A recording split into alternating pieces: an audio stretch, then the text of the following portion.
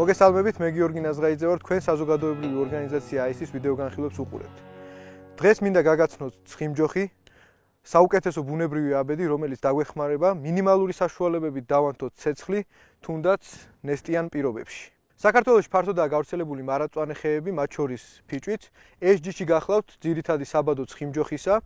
ზოგადად წიწვოვან ხეებს დაზიანების ადგილას გამოსდის ფისი, სპეციალური ფისი, რომელიც წარმოადგენს ამ ხის თავდაცვით მექანიზმს და ცხიმჯოხით მზადდება სწორედ ხის იმ ნაწილებისგან, რომელშიც თავმოყრილია ეს გამაგრებული ფისი. ასეთი ლოკაციებია ხისა და ძირითადი ღეროს შეერთების ადგილი და ფიჭვის გადაჭრილი კუნძები.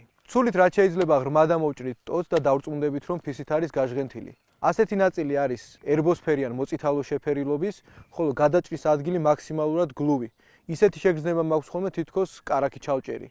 და გარდა ამისა, აუცილებლად იგრძნობთ სასიამოვნო ფიჭვის სურნელს. მას შემდეგ, რაც მივაგნებთ სათანადო ტოტს, საჭიროა მისი დამუშავება პატარა ნაჭრებად. ეს ნაჭრები შეგვიძლია კიდევ უფრო დავაწვრილოთ და ჩიჩილაკის ფორმა მივცეთ ადვილად ასანთებად. აღნიშნული მეთოდი სტანდარტულ შეშაზეც შეგვიძლია თავისუფლად გამოვიყენოთ.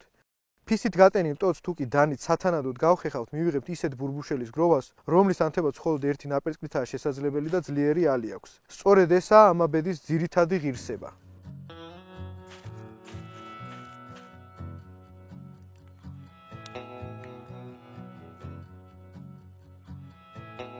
დღეს განვიხილეთ ცხიმჯოხი, ერთ-ერთი საუკეთესო ბუნებრივი აბედი და როგორ უნდა მოვიპოვოთ ის ბუნებაში.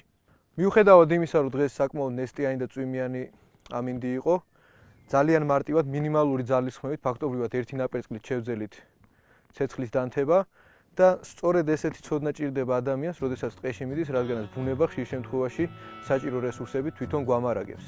თუ კი მოგეწონათ დღევანდელი ეპიზოდი, გთხოვთ გამოიწეროთ ჩვენი არხი და მაქსიმალურად გააზიაროთ ვიდეო.